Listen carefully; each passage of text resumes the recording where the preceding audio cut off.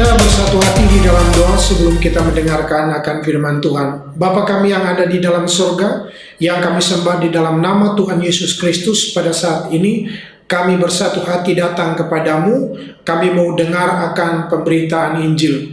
Hamba berdoa untuk hamba-Mu yang menyampaikannya, urapi hamba-Mu dengan minyak yang baru, penuhi hamba-Mu dengan kuasa Roh Kudus, supaya apa yang hamba-Mu sampaikan adalah hikmat yang daripada-Mu. Demikian juga terangi mata hati kami yang mendengarkan akan firman-Mu saat ini, oleh kuat kuasa Roh Kudus, dalam nama Tuhan Yesus. Haleluya, amin. Shalom alaikum bezem hamasia. Saudara-saudara yang dikasihi oleh Tuhan, puji Tuhan, pada minggu ini kita boleh bersama-sama kembali beribadah secara online. Saya berharap saudara yang ikut ibadah ini di rumah saat ini dalam keadaan sehat, dalam keadaan baik, diberkati dan hidup di dalam berkat kelimpahan kasih karunia daripada Tuhan. Dan saya berdoa untuk saudara yang saat ini ikut dalam keadaan lemah, sakit, berbeban berat, kiranya Tuhan menjamah saudara dan menguatkan saat ini. Baik, kita saat ini masuk pada tema kita. Tema kita minggu ini ialah kealahan Yesus Kristus bagian yang kedua, menurut surat 2 Timotius pasal 2 ayat yang ke-8. Sebuah pendekatan teologi historis, biblika, dan implikasinya bagi kita yang percaya. Mari kita membaca 2 Timotius 2 ayat yang ke-8. Ingatlah ini, Yesus Kristus yang telah bangkit dari antara orang mati, yang telah dilahirkan sebagai keturunan Daud, itulah yang kuberitakan dalam Injilku. Saudara-saudara, surat 1 dan 2 Timotius, khususnya di dalam 2 Timotius pasal 2 ayat yang ke-8 ini, secara kontekstual, surat ini adalah surat pastoral. Tujuannya, saudara-saudara, ialah menutup kemungkinan penafsiran lain tentang keselamatan kekal di luar Kristus Yesus, Tuhan kita. Dengan dasar pembuktian di pasal 2 ayatnya yang ke-8 ini, dengan dasar pembuktian kelahirannya dalam garis keturunan Daud yang telah bangkit dari antara orang mati. Dan dengan istilah lain, Rasul Paulus mengatakan, itulah yang kuberitakan dalam Injilku. Mari kita bersama-sama melihat, saudara-saudara, istilah-istilah. Yang pertama, istilah ingatlah. Ini menekankan tentang proses kesinambungan historis dan teologis dari tindakan mengajar doktrin yang benar, termasuk terus-menerus mengingat dan jangan lupa. Jadi di situ dikatakan ingatlah. Kemudian disebutkan di dalam 2 Timotius 2 ayat yang ke-8 ini, gelar Yesus Kristus. Jika kita amati, saudara, dalam kitab-kitab Injil, gelar ini jarang dipakai, namun penting. Misalnya dalam Matius 1 ayat 18, Markus 1 ayat 1, Yohanes 1 ayat 17, Yohanes 17 ayatnya yang ketiga. Nah, khusus di dalam Yohanes 17 ayat yang ketiga, penyebutan gelar Yesus Kristus di sini sangat bermakna sekali. Oleh karena apa? Oleh sebab diucapkan oleh Kristus Yesus sendiri ketika ia berdoa bagi murid-muridnya. Mari kita baca. Inilah hidup yang kekal itu, yaitu bahwa mereka mengenal Engkau satu-satunya Allah yang benar, dan mengenal Yesus Kristus yang telah Engkau utus. Jadi di situ Yesus menyebut gelarnya Yesus Kristus itu keluar dari mulutnya sendiri. Jadi memiliki makna yang sangat penting. Lalu di dalam teks ini kita juga menemukan istilah telah bangkit. Bagi saudara mungkin ini sangat umum sekali, tetapi maksud di dalam teks ini, Rasul Paulus sedang menegaskan kenyataan kebangkitannya itu sesuai dengan kitab suci, dan bahwa dia benar-benar telah bangkit, atau saat ini Kristus Yesus Tuhan kita itu hidup dan tidak mati. Kita bandingkan 1 Korintus 15 ayat yang keempat, bahwa ia telah dikuburkan dan bahwa ia telah bangkit pada hari yang ketiga sesuai dengan kitab suci. Lalu Kristus telah bangkit dari antara orang mati. Istilah mati di dalam teks ini itu tidak dimaksudkan secara kiasan, bukan, tetapi secara harfiah. Artinya ialah bahwa begini, bahwa Kristus telah mati dan dikuburkan itu sesuai dengan kitab suci. Sehingga saudara menutup semua kemungkinan penafsiran yang tidak harfiah terhadap kenyataan bahwa Kristus telah bangkit dan telah mati yang sesuai dengan kitab suci itu. Lalu kita menemukan istilah keturunan Daud dalam teks ini. Saudara, ini mengacu kepada Kristus. Mari kita bandingkan dengan Roma pasal 1 ayat 1-4 dan Kisah Rasul 13 ayat 23. Roma 1 ayat 3-4 tentang anaknya yang menurut daging diperanakan dari keturunan Daud. Saudara lihat di sini tentang anaknya. Jadi keturunan Daud di sini mengacu kepada Yesus Kristus ayat 4, dan menurut kekudusan, roh kekudusan dinyatakan oleh kebangkitannya dari antara orang yang mati bahwa ia adalah anak Allah yang berkuasa, Yesus Kristus Tuhan kita. Dan di dalam Kisah Rasul 13 ayat 20-23 kita baca, setelah Saul disingkirkan, Allah mengangkat Daud menjadi raja mereka. Tentang Daud Allah telah menyatakan, aku telah mendapatkan Daud bin Isai, seorang yang berkenan di hatiku dan yang melakukan segala kehendakku. 23, dan dari keturunannya lah sesuai dengan yang telah dijanjikannya Allah telah membangkitkan juru selamat bagi orang Israel, yaitu Yesus. Jadi keturunan Daud di sini istilahnya itu yaitu Yesus. Kemudian makna istilah keturunan Daud ini, saudara-saudara, itu memiliki 3 tujuan penting dalam teks ini. Yang pertama itu menekankan keaslian kemanusiaan Yesus Kristus, bahwa Yesus itu sepenuhnya manusia sejati. Lalu yang kedua, istilah keturunan Daud di sini itu menunjuk kepada garis keturunan mesianisnya. Dan yang ketiga, itu menunjuk kepada otoritas tertingginya. Nah, saudara-saudara, kalau kita melihat di dalam sejarah gereja, signifikansi dari ketiga tujuan istilah keturunan Daud ini itu tercermin di dalam pengakuan iman Kalsedon. Dalam Konsil Kalsedon tanggal 8 Oktober sampai dengan 1 November 451 di Kalsedon, saudara, konsili adalah konsili keempat dari 7 konsili ekumenis gereja. Nah, intinya saja, inti dari konsili ini ialah menolak doktrin monofisitisme dari kaum pengikut Eutikus dan menetapkan pengakuan iman Kalsedon yang menyatakan kemanusiaan penuh dan keilahian penuh dari Yesus sebagai pribadi yang kedua dari Tritunggal Maha Kudus. Bunyinya seperti begini: kami mengakui bahwa Kristus yang satu dan yang sama, Tuhan dari Putra Tunggal, harus diakui dalam 2 kodrat tanpa kebingungan, tanpa perubahan, tanpa perpecahan atau pemisahan. Perbedaan antara kodrat tidak pernah dihapus oleh penyatuannya, melainkan karakter yang sesuai untuk masing-masing dari kedua kodrat itu dipertahankan karena mereka bersatu dalam satu pribadi atau dalam satu hipostasis. Itu, saudara-saudara, cerminan dari istilah keturunan Daud itu dalam sejarah gereja. Nah, kemudian Petrus juga menyebut bahwa keturunan Daud dalam teks ini itu mengacu kepada Yesus Kristus yang telah bangkit ketika dia berkhotbah pada peristiwa pencurahan Roh Kudus. Kita membaca Kisah 2 ayat 2 ayatnya yang ke Kisah 2 ayatnya yang ke 30 sampai 36.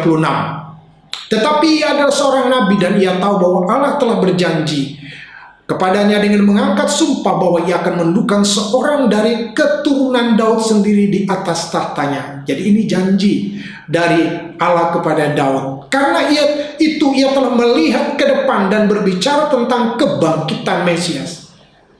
Ketika yang mengatakan bahwa dia tidak ditinggalkan dalam dunia orang mati dan bahwa dagingnya tidak mengalami kebinasaan. Yesus inilah yang dibangkitkan Allah, dan tentang hal itu kami semua adalah saksi. Ini khotbah Petrus ketika peristiwa pencurahan Roh Kudus dalam Kisah Rasul pasal 2 itu. Mari kita baca selanjutnya isi khotbah Petrus tentang keturunan Daud ini. Dan sesudah ia ditinggikan di tangan kanan Allah dan menerima Roh Kudus yang dijanjikan itu, maka dicurahkannya apa yang kamu lihat dan dengar di sini. Nah, kita mulai menemukan maksud dari khotbah Rasul Petrus ini tentang keturunan Daud ini. 34. Sebab bukan Daud yang naik ke surga, malahan Daud sendiri berkata, Tuhan telah berfirman kepada Tuanku, duduklah di sebelah kananku sampai kubuat musuh-musuhmu menjadi tumpuan kakimu. Jadi seluruh kaum Israel harus tahu dan dengan pasti bahwa Allah telah membuat Yesus yang kamu selipkan itu menjadi Tuhan dan Kristus. Jadi ini merupakan khotbah Petrus yang pertama pada peristiwa pencurahan Roh Kudus dalam Kisah para Rasul. Keturunan Daud itu ialah Yesus Kristus yang telah bangkit itu. Lalu di dalam teks kita ini 2 Timotius 2 ayat yang ke-8 ini ada istilah Injilku. Nah, seolah-olah di situ bahwa Injil itu Injilnya Paulus. Padahal saudara-saudara, kalau kita perhatikan istilah Injilku ini searti dengan ungkapan di dalam 2 Timotius 1 ayat yang ke-12 mengatakan apa yang telah dipercayakannya kepadaku. Jadi Paulus menggunakan istilah Injilku ini itu berbicara tentang apa yang telah dipercayakannya kepadaku. Sedangkan makna terdalam dari istilah Injilku ini makna terdalamnya ialah bahwa Injil Kristus itu adalah harta kekal yang tak ternilai yang dipercayakan kepada Rasul Paulus, di mana ia bertanggung jawab penuh atas harta kekal itu. Jadi Injilku, dia berkata bahwa Injil itu harta kekal yang tak ternilai. Saudara, dipercayakan kepada Rasul Paulus, dan Rasul Paulus bertanggung jawab penuh atas harta kekal yang diberikan oleh Tuhan kepadanya. Oleh karena tanggung jawab itulah, maka menurut Rasul Paulus, saudara-saudara, tidak ada tempat atau tidak ada ruang kosong bagi siapapun yang membelokkan Injil Kristus. Jadi Injil Kudus ada merupakan sebuah tanggung jawab yang bersaraf terhadap harta kekal. Dan Paulus saudara-saudara dalam Alkitab menyatakan bahwa tidak ada tempat atau tidak ada ruang kosong bagi siapapun yang membelokkan Injil Kristus, kecuali hanya ada satu ruangan untuk mereka yang membelokkan Injil Kristus, yaitu ruang anatema. Mari kita baca Galatia pasal 3 ayat 8-9. Tetapi sekalipun kami atau seorang malaikat dari surga yang memberitakan kepada kamu suatu Injil yang berbeda dengan Injil yang telah kami beritakan kepadamu, terkutuklah dia. Saudara, terkutuklah dia di sini itu adalah anatema. Jadi untuk mereka yang membelokkan Injil Kristus, yang tidak berpegang kepada Injil yang sejati itu, mereka punya satu ruangan diberi kepada mereka, yaitu namanya ruang anatema. Artinya mereka ada di dalam ruangan yang dikutuk. Dan sejarah gereja sudah membuktikan hal itu. Lalu di ayat 9 kita baca, seperti yang telah kami katakan dahulu, sekarang kukatakan sekali lagi, jikalau ada orang yang memberitakan kepadamu suatu Injil yang berbeda dengan apa yang telah kamu terima, terkutuklah dia, siapapun dia. Siapapun dia. Bagi mereka yang membelokkan Injil Kristus ini, saudara, tidak ada ruang kosong untuk mereka di dalam dan di dalam kerajaan Allah. Tidak ada tempat bagi mereka. Yang ada hanya ada satu ruangan, yaitu ruang anatema. Sikap resmi ini telah ditunjukkan oleh gereja tentang Injil Kristus ini. Ini diperlihatkan oleh Rasul Paulus kepada jemaat Korintus dengan memberikan 3 hal dalam 1 Korintus pasal 15 ayat 1 sampai 58 ini. Yang pertama, dia memberikan informasi data kitab suci. Yang kedua, validasi data. Dan yang ketiga, publikasi data yang sesuai dengan kesaksian para rasul-rasul. Saudara boleh baca Korintus 15 ayat 158 ini, saudara. Begitu kaya informasi data yang disampaikan oleh Rasul Paulus tentang Kristus yang bangkit, dan secara dia berbicara tentang kebangkitan dari antara orang mati, kebangkitan Kristus, kebangkitan orang percaya. Dan di ayat 58 dia berkata, karena itu berdirilah teguh, dia berkata, giatlah selalu dalam pekerjaan Tuhan, sebab jerih payahmu tidak akan sia-sia. Nah, saudara-saudara, kita akan baca cukup dari 1 Korintus 15 ini ayat 1 sampai ayat yang keempat saja. Bagaimana Rasul Paulus di situ memberikan kepada kita data, mempublikasikan data itu sesuai dengan kesaksian para dan sesuai dengan isi kitab suci itu sendiri. Kita baca, dan sekarang saudara, aku mau mengingatkan kamu kepada Injil yang aku beritakan kepadamu, yang kamu terima dan yang di dalamnya kamu teguh berdiri. Oleh Injil itu kamu diselamatkan asal kamu teguh berpegang kepadanya. Seperti yang kuberitakan dahulu, kecuali kalau kamu telah sia-sia menjadi percaya. Sebab yang sangat penting telah kusampaikan kepadamu, yaitu apa yang ku telah terima sendiri, ialah bahwa Kristus telah mati karena dosa-dosa kita sesuai dengan kitab suci, dan bahwa ia telah dikuburkan, dan bahwa ia telah dibangkitkan pada hari yang ketiga sesuai dengan kitab suci. Saudara perhatikan di situ klausa, sebab yang sangat penting telah kusampaikan kepadamu, bahwa Kristus telah mati karena dosa-dosa kita sesuai dengan kitab suci. Itu validasi data. Setelah valid, dia publikasikan ayat 4, bahwa ia telah dikuburkan, bahwa ia telah dibangkitkan pada hari yang ketiga sesuai dengan kitab suci. Pertanyaannya ialah, mengapa pesan itu sangat penting? Dia berkata, sebab yang sangat penting telah kusampaikan kepadamu. Saudara-saudara, dia sudah menyampaikan informasi data, validasi data, dan mempublikasikan data yang sesuai dengan kesaksian para rasul-rasul yang hidup sejamannya. Alasannya dari pesan itu menjadi penting ialah, pertama, karena para rasul memang bertanggung jawab terhadap Injil Kristus sebagai harta kekal. Yang kedua, saudara, itu menutup kemungkinan penafsiran yang lain tentang keselamatan kekal di luar Injil Kristus yang tidak sesuai dengan data kitab suci. Dan yang ketiga, sikap resmi ini harus dan penting.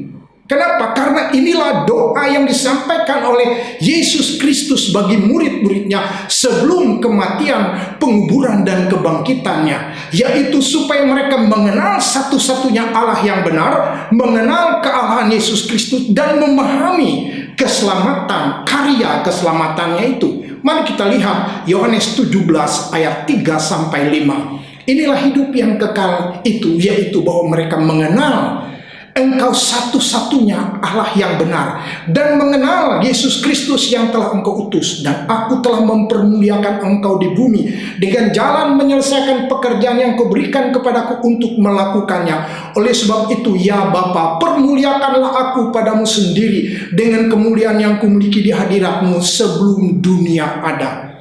Saudara-saudara, yang ketiga ini, oleh karena kenapa itu menjadi penting dan harus gereja itu bersikap sedemikian terhadap kebenaran ini, karena inilah yang menjadi doa dari Kristus. Nah, teks doa di ayat ketiga Yohanes pasal 17 ayat 3 ini, saudara, itu telah banyak dikutip oleh para bidat dan aliran sesat untuk menyangkal kealahan Yesus Kristus. Dan mereka ini bersikap demikian. Kenapa? Karena mereka tidak mau bertobat, saudara. Dan mereka gagal paham. Dan mereka akan tetap bersikap seperti itu. Sebab kegagalan untuk memahami Kristus yang historis dan Kristus yang teologis, atau hakikat Kristus sebagai anak Allah dan karyanya dalam keadaan sebagai manusia.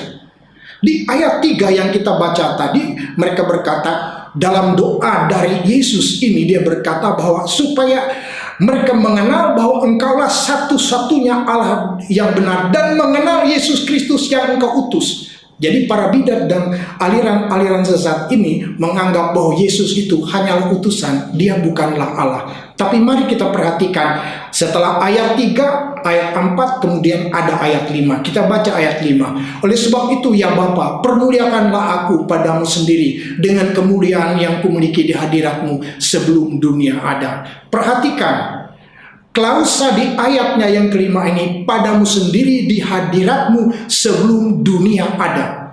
Ini adalah ungkapan dari kealahan Kristus sebelum dunia ada.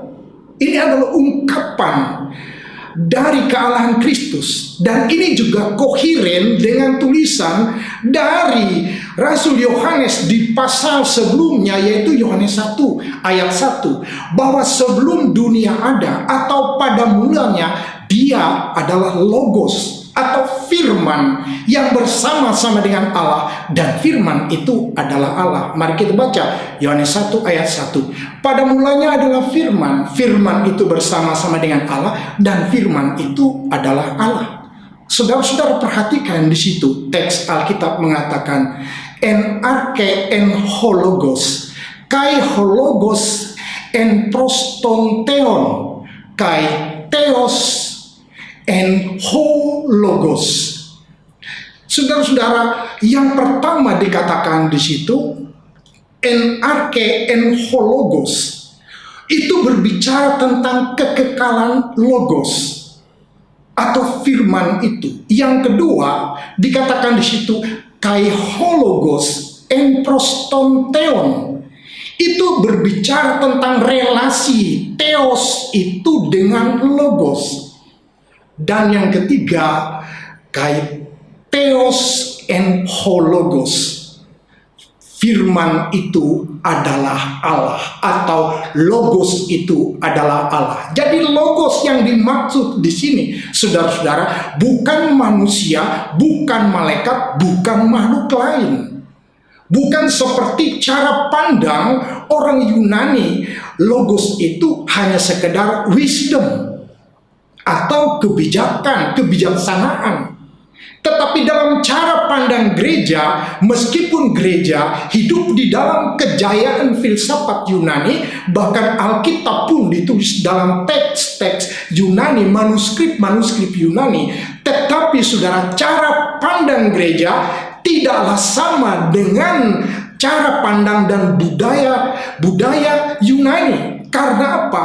Karena gereja memiliki sikap yang jelas tentang kealahan Yesus Kristus.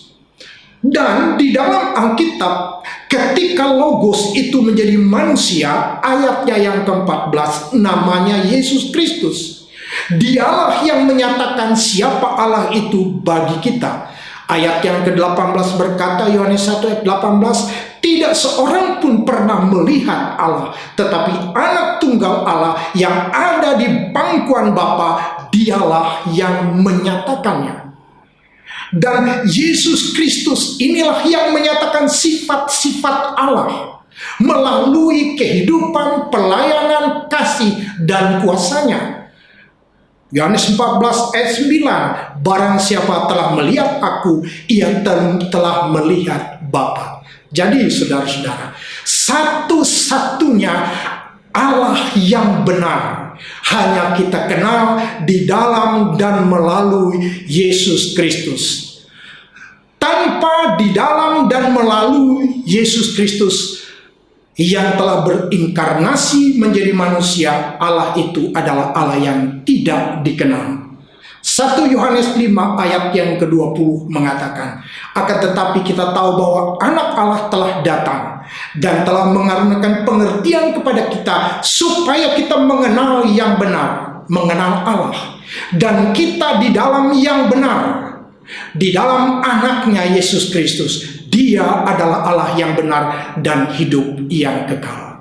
Sampai di situ saudara-saudara, uraian dari teks 2 Timotius 2 ayat yang ke-8 ini, mari kita akan melihat implikasinya bagi kita yang percaya pada masa kini. Yang pertama, bahwa ini implikasi untuk kita pada masa kini, bahwa Allah dari Alkitab itu dinyatakan kepada kita sebagai Allah yang esa, Tritunggal Maha Kudus. Kita percaya bahwa Allah itu esa, sebagaimana dalam pengakuan iman orang Yahudi, Syahadat Yahudi Ulangan 6 ayat yang ke-4 berkata, dengarlah hai orang Israel, Tuhan itu Allah kita, Tuhan itu esa. Sema Yisrael, Adonai Elohenu, Adonai Ehad. Saudara-saudara, kata Ehad bukan Yaket. Dan dalam Markus 12 ayat 29, Yesus pun mengakui bahwa Allah itu esa. Jawab Yesus, Markus 12 ayat 29, hukum yang terutama ialah, dengarlah hai orang Israel, Tuhan Allah kita, Tuhan itu esa. Jadi bagaimana mungkin kita bisa mengatakan bahwa Allah itu tiga? Sama sekali tidak, karena Yesus pun mengajarkan Allah itu esa berdasarkan pengakuan iman syahadat ini. Nah, saudara, di dalam Alkitab juga Paulus seringkali dituduh mengajarkan politeisme. Sudah di dalam Alkitab tuduhan bahwa Rasul Paulus mengajarkan politeisme ini muncul pertama kali dari kaum Ebionit, yang dapat kita baca dalam buku tulisan Epipanius dari Salamis yang berjudul Panarion. Tetapi kalau kita baca Korintus 8 ayat yang keempat, 1 Korintus 8 ayat keempat B, justru semua itu terbantahkan. Dikatakan tidak ada Allah lain daripada Allah yang esa. Lalu kalau Allah itu esa, ada apa dengan doktrin Tritunggal? Saudara-saudara, doktrin Tritunggal ini sekali lagi saya mau katakan, ini adalah implikasinya bagi kita pada masa kini, bahwa doktrin Trinitas atau Tritunggal ini itu tersirat dan terjalin di dalam kitab suci sebagai doktrin primer, warisan gereja, harta rohani yang tidak dapat dihilangkan. Doktrin ini nampak jelas hampir dalam semua kitab Perjanjian Baru. Saudara tahu, sikap resmi gereja dan pandangan gereja tentang doktrin Tritunggal dalam iman Kristen bukan mengenai jumlah Allah. Sekali lagi, menjelaskan tentang bagaimana Allah itu menyatakan dirinya. Maksud dan tujuan dari doktrin Tritunggal Maha Kudus itu adalah menjelaskan tentang realita bahwa Allah Bapa adalah Allah yang esa itu sendiri, yang senantiasa bersama-sama dengan firman dan rohnya, dan tidak pernah ada saat ketika firman dan roh itu tidak bersama-sama dengan Allah. Karena itulah firman dan roh itu, saudara-saudara, disebut di dalam Alkitab sebagai Allah. Karena keduanya itu senantiasa di dalam Allah, dan tidak mungkin di dalam wujud keberadaan Allah atau esensi Allah itu berdiam sesuatu yang tidak satu esensi dengan Allah.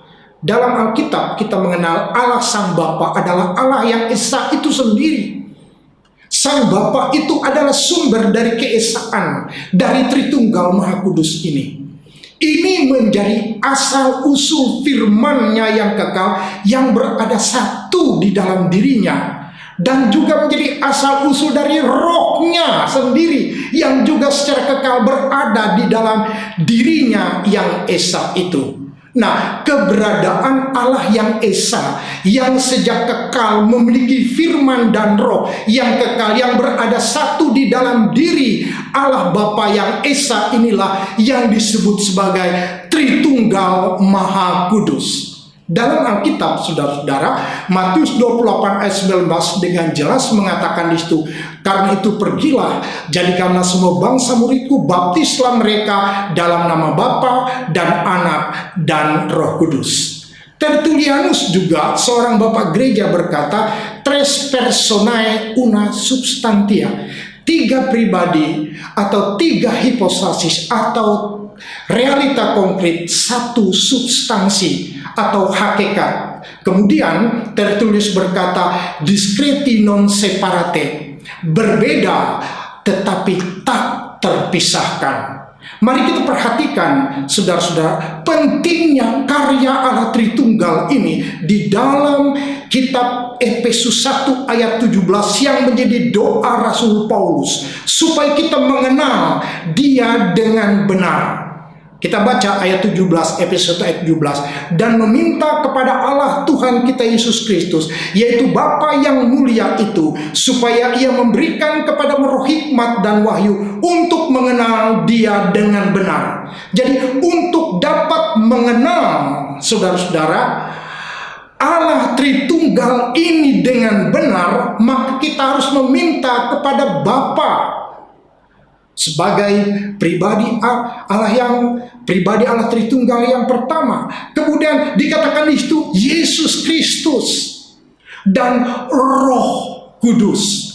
Jadi Roh Kudus inilah yang menolong, menerangi, memberikan kepada kita hikmat, menyingkapkan misteri wahyu tentang Allah Tritunggal itu, sehingga penyembahan kita, saudara, adalah penyembahan kepada Allah yang Esa Tritunggal Maha Kudus itu. Itu yang dinyatakan oleh kitab suci kita. Nah, implikasi yang kedua, pertanyaannya adalah siapakah Yesus Kristus itu bagi kita? Implikasi yang kedua dari kealahan Yesus Kristus ini, Yesus Kristus itu adalah ungkapan yang penuh dan terakhir dari Allah. Ibrani 1 ayat 3 berkata, Ia adalah cahaya kemuliaan Allah dan gambar wujud Allah yang menopang segala yang ada dengan firman-Nya yang penuh kekuasaan. Dan setelah Ia selesai mengadakan penyucian dosa, Ia duduk di sebelah kanan yang besar di tempat yang tinggi. Saudara perhatikan di situ di ayat 3, kealahan Yesus Kristus atau hakikat Tuhan Yesus itu digambarkan sebagai cahaya kemuliaan Allah, yang berarti Dia sempurna dalam karakter ilahi. Dikatakan di situ gambar wujud Allah yang menunjuk kepada kesempurnaan hakikat ilahi Yesus Kristus itu. Jadi siapakah Yesus Kristus bagi kita? Yesus Kristus itu adalah Allah sepenuhnya bagi kita, dan Dia juga adalah manusia sepenuhnya bagi kita, seperti di dalam Konsili Kalsedon 451 yang menyatakan bahwa Dia adalah sepenuhnya Allah sejati dan sepenuhnya manusia sejati, tidak kacau balau, saudara-saudara. Lalu dikatakan di dalam Ibrani 1 ayat yang keempat, hakikat dan karya Tuhan Yesus Kristus ini juga membuktikan Dirinya lebih tinggi dari semua makhluk ciptaan, termasuk para malaikat yang melayani Allah Bapa di sorga. Kita baca ayat yang keempat, jauh lebih tinggi daripada malaikat-malaikat yang sama seperti nama yang dikaruniakan kepadanya, jauh lebih indah daripada nama mereka. Jadi kita melihat siapa Yesus Kristus itu bagi kita. Bagi kita, Yesus Kristus adalah ungkapan yang terakhir dari Allah itu untuk kita, bahwa Dia lebih tinggi dari malaikat-malaikat. Dalam Ibrani 1 ayat 5 dan 13 dikatakan di situ bahwa tidak seorang malaikat pun yang disapa oleh Allah Bapa itu sebagai anak atau dihormati sebagai tangan kanan Allah. Mari kita baca ayat 3. Karena pada siapakah di antara malaikat-malaikat itu Ia katakan, anakku engkau. Apakah malaikat pernah disapa seperti itu? Tidak pernah. Engkau telah kuperanakan pada hari ini, aku akan menjadi bapanya dan dia akan menjadi anakku. Ayat 13. Dan kepada siapakah di antara malaikat Ia pernah berkata, duduklah di sebelah kananku. Tidak ada satu makhluk, saudara-saudara, yang dikatakan duduklah di sebelah kananku. Ungkapan ini, istilah ini adalah istilah tertinggi yang diberikan kepada Yesus Kristus sebagai pemegang otoritas. Di dalam Ibrani 1 ayat yang ke-6 dikatakan bahwa semua malaikat harus menyembah Kristus Yesus Tuhan kita. Mari kita baca, dan ketika Ia membawa pula anaknya yang sulung ke dunia, Ia berkata, semua malaikat harus menyembah Dia. Saudara dapat lihat bahwa kalau Yesus Kristus hanya manusia biasa, Kalau dia hanya ciptaan, maka malaikat tidak pernah diizinkan untuk menyembah. Tetapi oleh karena hakikatnya itu ia adalah Allah, maka malaikat itu harus, kata Alkitab, menyembah dia.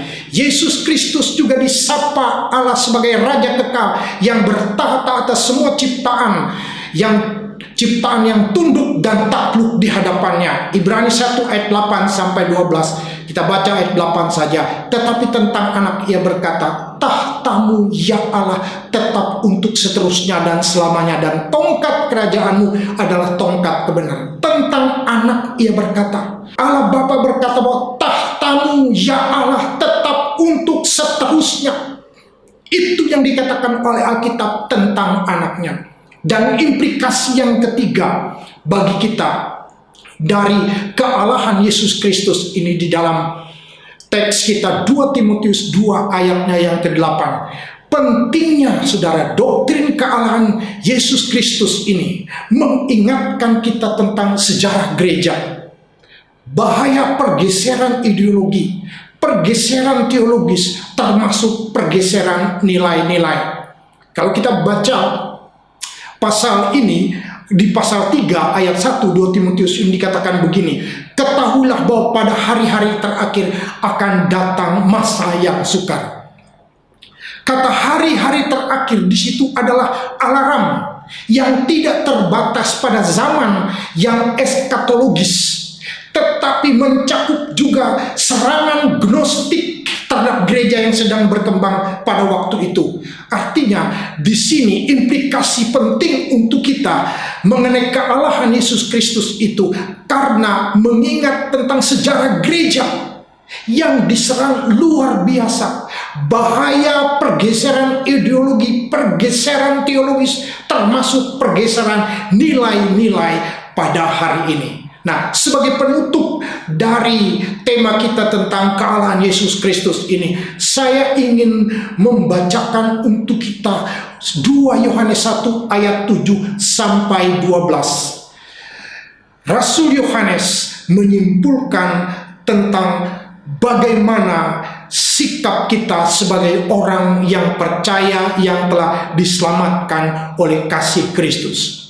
Kita baca. Sebab banyak penyesat telah muncul dan pergi ke seluruh dunia yang tidak mengaku bahwa Yesus Kristus telah datang sebagai manusia.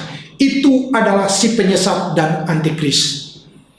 Waspadalah supaya kamu jangan kehilangan apa yang telah kami kerjakan itu, tetapi supaya kamu mendapat upahmu sepenuhnya. Ayat 9, setiap orang yang tidak tinggal di dalam ajaran Kristus, tetapi yang melangkah keluar, tidak memiliki Allah. Barang siapa tinggal di dalam ajaran itu, ia memiliki Bapa maupun anak.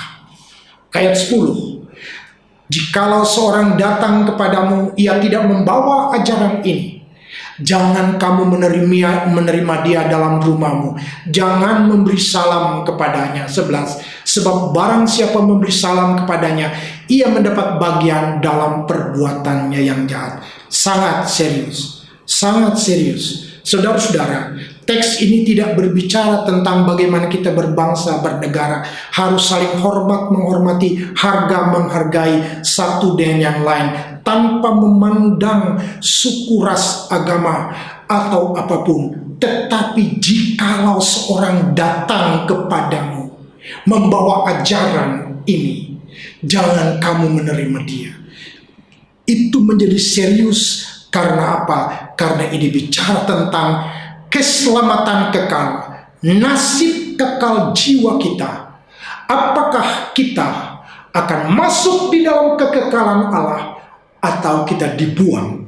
Oleh sebab itu, saudara-saudara, kealahan Yesus Kristus menunjukkan kepada kita bahwa keselamatan kita di dalam Kristus adalah keselamatan yang pasti, dan Roh Kudus memeteraikan keselamatan kita itu sehingga kita boleh berkata bahwa Yesus Kristus satu-satunya Tuhan dan Allahku. Amin untuk firman Tuhan. Kiranya firman Tuhan ini menguatkan saudara dan memberkati iman saudara, sehingga iman saudara dapat bertumbuh di dalam Tuhan. Mari kita bersatu hati di dalam doa. Bapa yang ada di dalam kerajaan surga, firman-Mu itu pelita bagi kaki kami, terang bagi jalan hidup kami. Teguhkan kami agar kami tumbuh, berakar dan berbuah dalam setiap kebenaran sabda-Mu. Dalam nama Tuhan Yesus. Amin.